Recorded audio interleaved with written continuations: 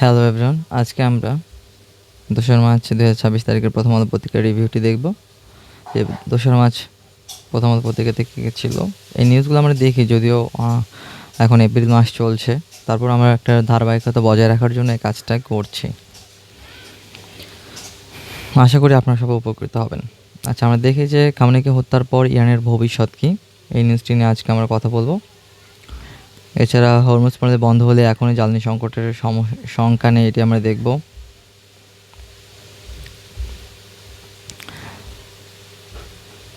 আচ্ছা, এছাড়া এখানে দেখব যে ইরানের রেজিম চেঞ্জের যে চেষ্টা যেভাবে উন্মোচিত হলো, এই অভিমত এবং বিশ্লেষণটি আমরা দেখব। এবং এখানে কিন্তু ডিক্যাপিটেশন স্ট্রাইক আছে, এটি আমরা জানব।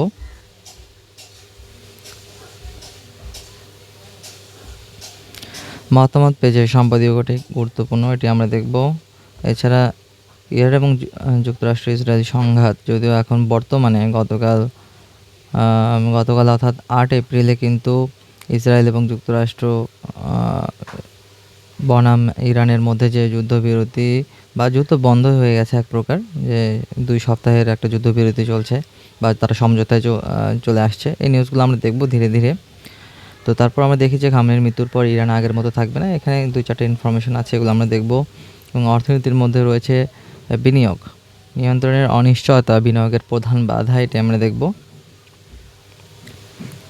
এবং অর্থ বাণিজ্যতে দেখব যে নতুন গভর্নর জনাব মোহাম্মদ মোস্তাকুর রহমানের যে চ্যালেঞ্জ যত রয়েছে, সেই চ্যালেঞ্জগুলো আমরা টুকটাক আইডেন্টিফাই করেছি এখান থেকে, সেটা দেখব। এবং ব্যাংক খাতের সংস্কার অব্যাহত থাকবে, ২-১টি পয়েন্ট এখানে আছে, সেটি আমরা দেখব গভর্নরের সাথে এমরিদের সভাতে। ওকে, এবং অর্থ বাণিজ্যে দেখব যে মধ্যপ্রাচ্যের সাথে সংঘাতে দুশ্চিন্তা বাংলাদেশের রপ্তানিকারকের আমরা দেখব। এবং বিশ্ব বাণিজ্যে নেতিবাচক প্রভাব পড়ার শঙ্কা রয়েছে। আচ্ছা, আন্তর্জাতিক পাতায় গুরুত্বপূর্ণ কিছু নেই এবং পুরো প্রথম আলো পত্রিকাটি আমরা শেষ করছি। আচ্ছা, চলুন শুরু করা যাক। আচ্ছা, সবার প্রথমে আমরা যে আর্টিকেলটি দেখব যে খামেনিকে হত্যার পর ইরানের ভবিষ্যৎ কী। এখানে পৃষ্ঠা ২-৪ নম্বর কলমে চলে যাওয়া যাক।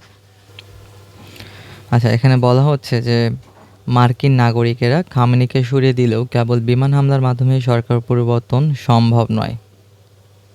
ওকে, যে মার্কিন নাগরিকেরা খামেনিকে সরিয়ে দিলেও কেবল বিমান হামলার মাধ্যমে সরকার পরিবর্তন সম্ভব নয়।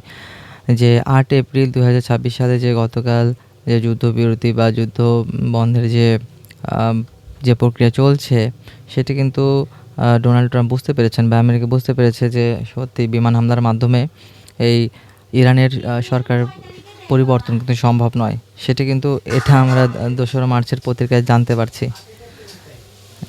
ওকে, যে পত্রিকা পড়ে যে আসলে কতটা হেল্পফুল সেটা কিন্তু বোঝা যাচ্ছে। যে যদিও আজকে আমরা ৯ এপ্রিল ২রা মার্চের পত্রিকা পড়ছি, কিন্তু তারপরেও যে ১ মাস পরের যে ঘটনাটা, সেটা ১ মাস আগে প্রেডিক্ট করা হয়েছিল যে বা জানা হয়েছিল। এগুলো অভিমত বিশ্লেষণ আমরা যারা সাধারণ মানুষ আছি তারা কিন্তু জানি না বা বুঝতে পারি না, ঠিক আছে। আর যারা পত্রিকায় লেখালেখি করেন, রাজনৈতিক বিশ্লেষক রয়েছেন, কূটনৈতিক বিশ্লেষক রয়েছেন, তারা এগুলো খুব ভালোভাবে বুঝতে পারেন, ঠিক আছে। যে রেজিম চেঞ্জ কিন্তু সম্ভব নয়, সেটা কিন্তু গতকালের অর্থাৎ ৮ এপ্রিলের চুক্তিতে কিন্তু বোঝা যাচ্ছে। আচ্ছা, এখানে বলা হচ্ছে যে বিশেষ করে গত জুনে ইরানের ওপর যুক্তরাষ্ট্রের শেষ ধাপের হামলার পর প্রকৃত ক্ষমতা মূলত সুপ্রিম ন্যাশনাল সিকিউরিটি কাউন্সিলের হাতে এবং ইসলামিক রেভলিউশনারি গার্ড কর্পস যেটা রয়েছে IRGC, ইসলামিক রেভলিউশনারি গার্ড কর্পসের হাতে রয়েছে।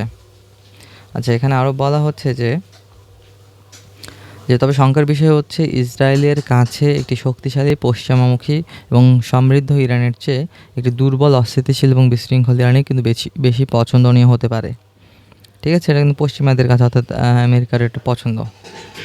আচ্ছা, এখানে বলা হচ্ছে যে ইতিহাসবিদ আরাশ আজিজি আরও প্রশ্ন তোলেন, এতে কি তারা যুক্তরাষ্ট্র সন্তুষ্ট হবে কি না। সন্তুষ্ট হবে কি না।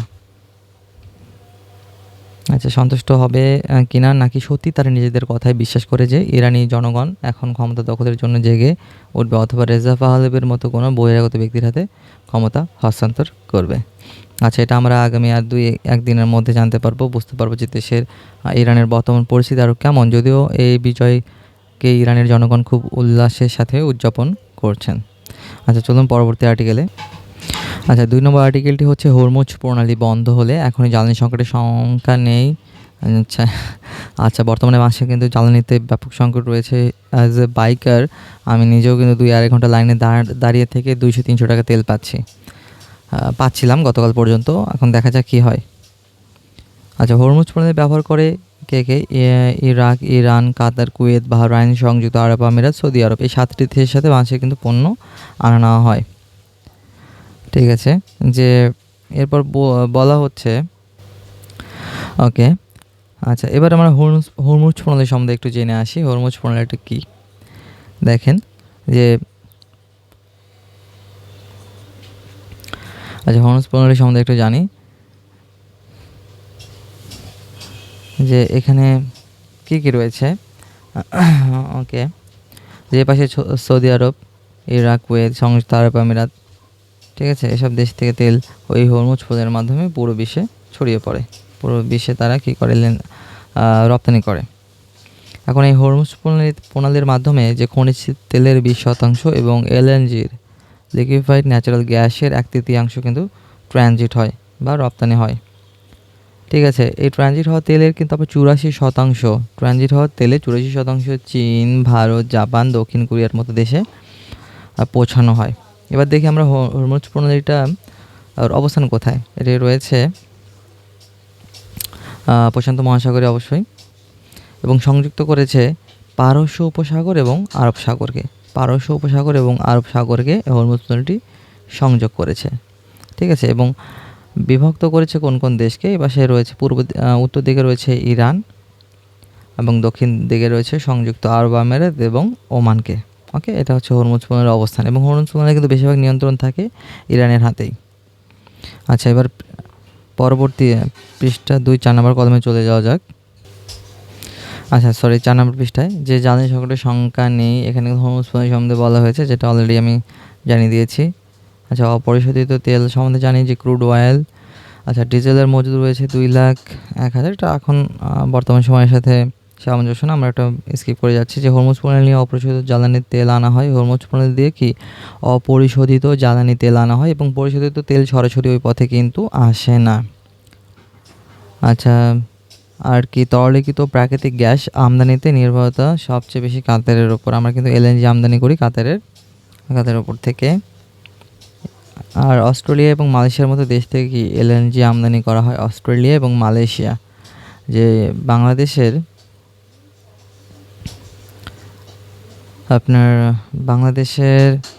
উত্তর দিকে যে দেশগুলো রয়েছে অস্ট্রেলিয়া এবং মালয়েশিয়া, এসব দেশ থেকে আমরা এলএনজি আমদানি করি।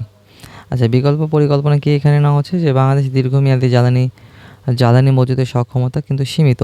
হরমুজ প্রণালী 2 সপ্তাহের বেশি কার্যত বন্ধ থাকলে তেল, গ্যাস, এলপিজি সব ক্ষেত্রে সরবরাহে চাপ তৈরি হতে পারে। আচ্ছা, চলুন পরবর্তী আর্টিকেলে। আচ্ছা, এখানে একটু অভিমত বিশ্লেষণের আমরা আর্টিকেলটি একটু দেখি এক নজরে।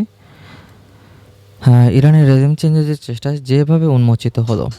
ইসরায়েল যুক্তরাষ্ট্রের এই প্রাথমিক হামলাটি ছিল একটি ডিক্যাপিটেশন স্ট্রাইক। আমরা ডিক্যাপিটেশন স্ট্রাইক সম্বন্ধে পরবর্তীতে জানব, যার লক্ষ্য ছিল ইরানের শীর্ষ নেতৃত্বকে হত্যা করা। ইসরায়েলের সামরিক কর্মকর্তারা জোর দিয়ে বলেন, যৌথ হামলার প্রস্তুতিতে 2 দেশের সেনাবাহিনী মাসের পর মাস ঘনিষ্ঠভাবে একসঙ্গে কাজ করছে, এবং কয়েক ঘন্টার মধ্যে কি ইরানের ক্ষেপণাস্ত্র নিক্ষেপ করা হয় ইসরায়েল এবং উপসাগরীয় দেশগুলোর দিকে, যেখানে মার্কিন সামরিক ঘাঁটি রয়েছে। ঠিক আছে, যে তারপর পরবর্তী কী বলা হচ্ছে এখানে দেখি, যে ডিক্যাপিটেশন স্ট্রাইকে যার লক্ষ্য ছিল ইরানের শীর্ষ নেতৃত্ব আয়াতুল্লাহ আলী খামেনিকে সরিয়ে দেওয়া বা হত্যা করা, এবং একই সঙ্গে যতটা সম্ভব সরকারি কাঠামো ধ্বংস করা। ডিক্যাপিটেশন স্ট্রাইক দেখবো, তার আগে দেখি যে ইসরায়েলি গোয়েন্দা সংস্থার নাম কি, মোসাদ। এখানে ট্রাম্পের নিজস্ব একটি সোশ্যাল মিডিয়া প্ল্যাটফর্ম রয়েছে, ট্রুথ সোশ্যাল। আচ্ছা, ইরানের ওপর হামলার সাংঘাতিক নাম দেওয়া হয়েছে এপিক ফিউরি। এপিক ফিউরি দেওয়া হয়েছে ইরানের ওপর হামলার সাংঘাতিক নাম। এটা কিন্তু দিয়েছে কি ইউএসএ নামটি দিয়েছে epic Fury. Okay, that's all. এবার দেখি ডিক্যাপিটেশন স্ট্রাইক জিনিসটা কি। ডিক্যাপিটেশন স্ট্রাইক হলো কি একটি বিশেষ সামরিক কৌশল যার মূল লক্ষ্য হলো যুদ্ধের শুরুতে প্রতিপক্ষের শীর্ষ নেতৃত্ব, কমান্ড সেন্টার বা যোগাযোগ ব্যবস্থাকে কি ধ্বংস করে দেওয়া। ডিক্যাপিটেশন শব্দের আক্ষরিক অর্থ কি শিরোচ্ছেদ করা। ওকে, শিরোচ্ছেদ করা অর্থাৎ শরীরের মাথা থেকে বিচ্ছিন্ন করার মতো। একটি বাহিনী যে মাথা বিচ্ছিন্ন করে দিলে কি হবে, একটি অর্গানাইজেশন যেরকমভাবে বা একটি দেহ যেভাবে বিকল হয়ে যাবে, ঠিক একইভাবে একটা অর্গানাইজেশন বা একটি কান্ট্রি বৃহৎ অর্থে সেটিও অকেজো হয়ে যাবে। এটা হচ্ছে ডিক্যাপিটেশন স্ট্রাইক। আচ্ছা, মূল উদ্দেশ্যগুলো আমরা এক নজরে দেখি যে নেতৃত্বের বিনাশ, পাল্টা আক্রমণের ক্ষমতা নষ্ট করা, বিশৃঙ্খলা সৃষ্টি, মনোবল ভেঙে দেওয়া, উইল টু রেজিস্ট করার কিন্তু আগ্রহ কমে যাবে। এবার আমরা কিছু উদাহরণ দেখি যে কি ইসরায়েল ইরান, এটা তো আমরা জানি বর্তমান প্রেক্ষাপটে। তাইওয়ান চীনের সামরিক মহড়াগুলোতে প্রায় তাইওয়ানের নেতৃত্বকে লক্ষ্য করে এ ধরনের আক্রমণের প্রস্তুতি এবং হুমকি দেওয়া হয়। আর আমাদের বাংলাদেশের মুক্তিযুদ্ধতেও কিন্তু এই কাজটি হয়েছিল যে 1971 সালে 25শে মার্চ কাল রাত্রিতে পাকিস্তানি বাহিনী বাংলাদেশের শীর্ষ নেতৃত্বকে নিষ্ক্রিয় করে দেওয়ার উদ্দেশ্যে এই ধরনের কৌশলের কি আশ্রয় নিয়েছিল। ওকে, আচ্ছা, এই কৌশলটি কিন্তু অত্যন্ত ঝুঁকিপূর্ণ। কারণ কি, এটা যদি সফল না হয়, ডিক্যাপিটেশন স্ট্রাইক যদি সফল না হয়, তবে আক্রান্ত দেশটি অত্যন্ত ভয়াবহ বা ধ্বংসাত্মক পাল্টা আক্রমণ বা রিটালিয়েশনে কিন্তু চালাতে পারে। সো এই আক্রমণটা ডিক্যাপিটেশন স্ট্রাইক খুব ভেবেচিন্তেই করতে হয়। আচ্ছা, চলুন পরবর্তী আর্টিকেলে। ওকে, এবার আমরা চলে যাব মতামতে যে খামেনি হত্যা আগ্রাসনের প্রতীক। আমরা দেখি যে এখানে সম্পাদকে কী বলা হয়েছে যে ইরানের পারমাণবিক চুক্তি নিয়ে আলোচনা চলমান ছিল। আচ্ছা, 86 বছর বয়সী আয়াতুল্লাহ আলী খামেনি, তার মৃত্যুতে 40 দিন রাষ্ট্রীয় শোক। ওকে, আচ্ছা, ইরান পাল্টা প্রতিশোধমূলক হামলার অংশ হিসেবে ইসরায়েল এবং কাতার, সংযুক্ত আরব আমিরাত, সৌদি আরব সহ মধ্যপ্রাচ্যের বিভিন্ন দেশে অবস্থিত মার্কিন ঘাঁটি লক্ষ্য করে হামলা চালায়। আচ্ছা, এটাই সত্য যে ইরানের শাসকদের বিরুদ্ধে কর্তৃত্ববাদী শাসন প্রতিষ্ঠা এবং জনগণকে দমনপীড়নের অজস্র অভিযোগ রয়েছে। ঠিক আছে। আচ্ছা, ইরানের সঙ্গে যুক্তরাষ্ট্র ইসরায়েলের সংঘাত দীর্ঘায়িত হলে বিশ্ব বাণিজ্যে তার বড় ধরনের প্রভাব পড়বে এবং জ্বালানি সংকট তৈরি হবে। আচ্ছা, বিপজ্জনক এই সংঘাত বন্ধে জাতিসংঘ, ওআইসি, আন্তর্জাতিক বহুপক্ষীয় যে সংস্থাগুলো রয়েছে তারা কিন্তু সক্রিয় ভূমিকা পালন করা তাদের প্রয়োজন। আচ্ছা, সামরিক নয়, কূটনৈতিক পদক্ষেপে কিন্তু উত্তেজনা প্রশমন এবং সংঘাতের যে বৃত্ত সেখান থেকে বেরিয়ে আসার একমাত্র পথ। যে সামরিক শক্তি প্রয়োগ করে কোনো সমস্যার সমাধান করা সম্ভব নয় বৈশ্বিক কার্যকলাপে বা বিশ্বে। ওকে, এই জন্য আমাদেরকে সবসময় কূটনৈতিক পদক্ষেপই কিন্তু গ্রহণ করা বাঞ্ছনীয়, যে ক্ষয়ক্ষতির পরিমাণ খুব কম থাকে, কোলাটারাল ড্যামেজের সিডির পরিমাণ কি খুব কম থাকে। এটাই কূটনৈতিক পদক্ষেপটা এই জন্য সর্বজন স্বীকৃত।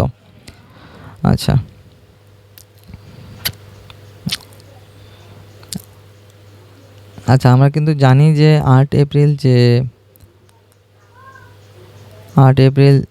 যে যুদ্ধ বন্ধের যে চুক্তিটা হলো, এটা কিন্তু পাকিস্তানের মধ্যস্থতায় হয়েছে। এটা আমাদের খেয়াল রাখতে হবে।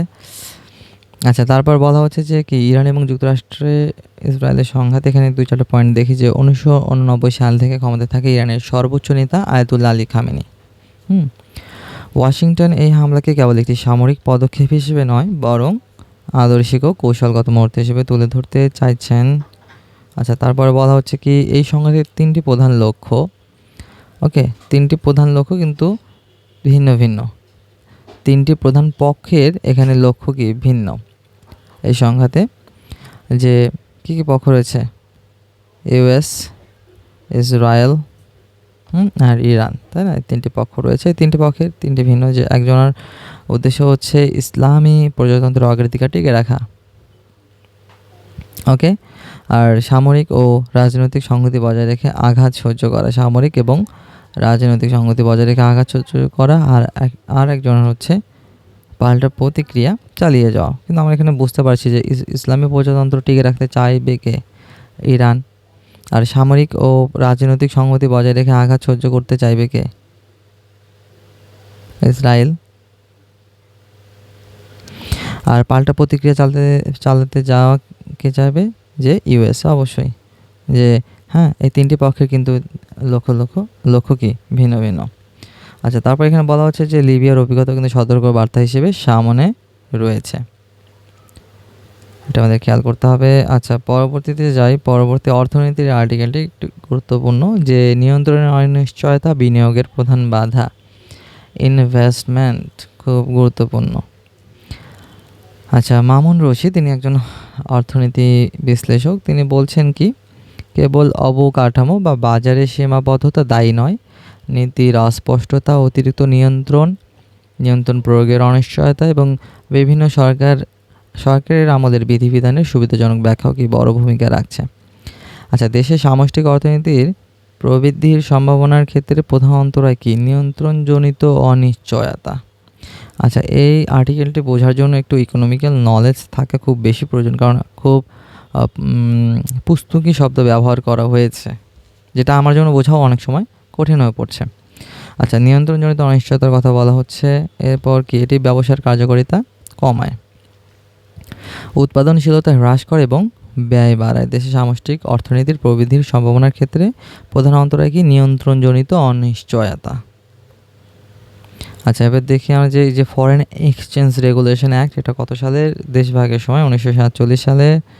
আচ্ছা, নতুন ভ্যাট আইন আমাদের বাস্তবায়ন ঘিরে অনিশ্চয়তায় রয়েছে, অনেক উদ্যোক্তাকে বিনিয়োগ সিদ্ধান্তে আটকে রেখেছে।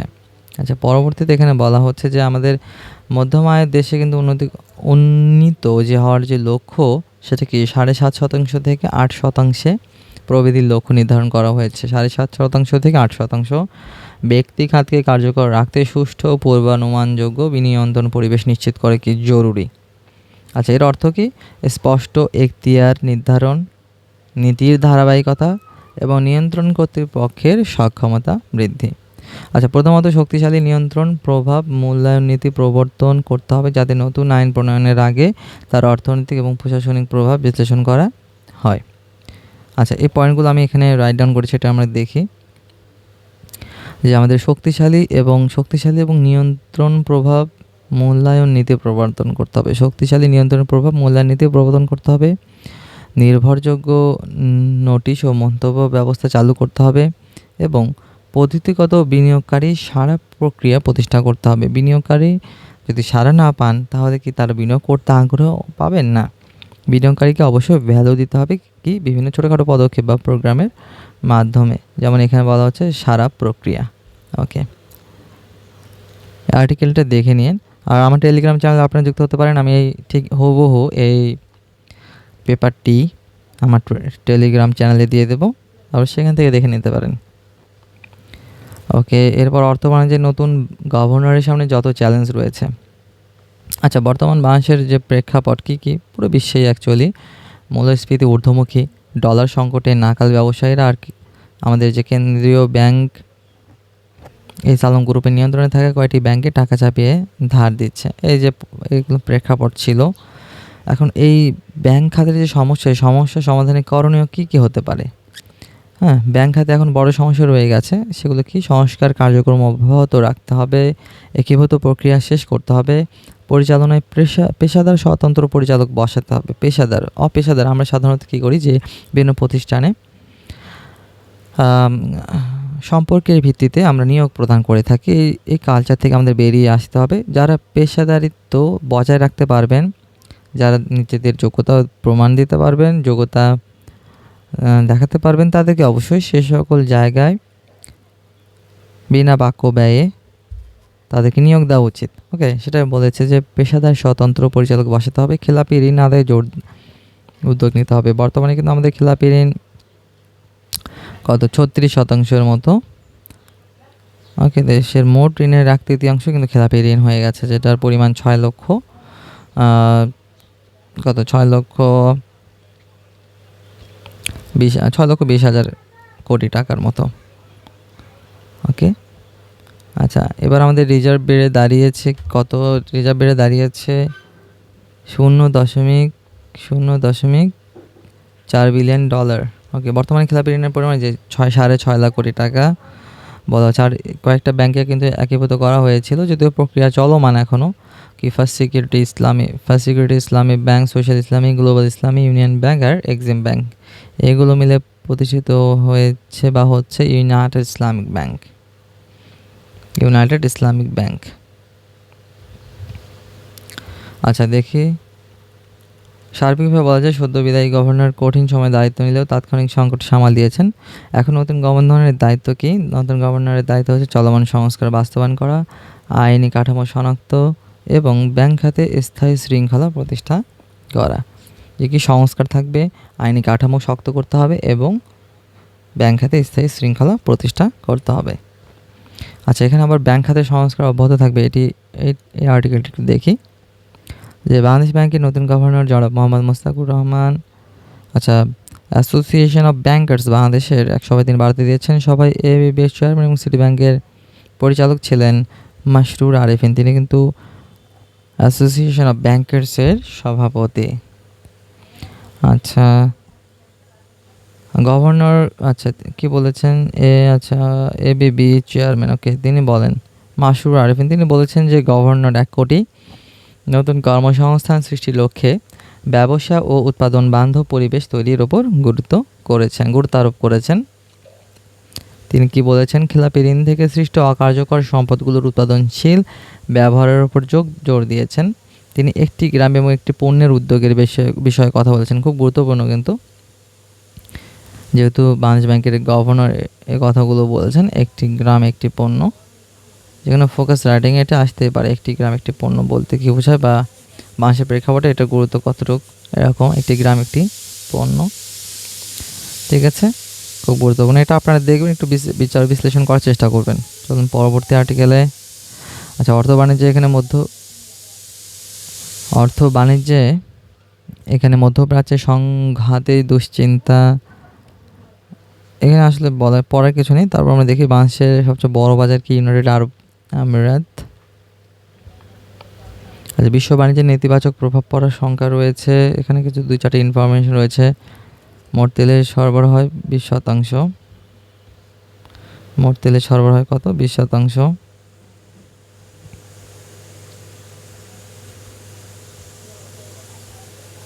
ওকে, দেখি এরপর। আচ্ছা, পশ্চিমা বিশ্বে কিন্তু শেয়ার বাজার বন্ধ থাকে শনিবার এবং রবিবার। আচ্ছা, ইসরায়েলের মুদ্রা কি, শেকেল, ইসরায়েল মুদ্রা শেকেল। আর বিনিয়োগ প্রতিষ্ঠান গোল্ডম্যান স্যাক্স কিন্তু বিশ্বের একটি বৃহৎ ইনভেস্টমেন্ট অর্গানাইজেশন। আচ্ছা, এরপর আন্তর্জাতিক পেজে এখানে গুরুত্বপূর্ণ কিছু নেই, খেলাধুলা। Okay, so that's all for today. I hope you guys will be benefited from this article. Okay, and please join my Telegram channel for this article, for this newspaper. Okay, thank you.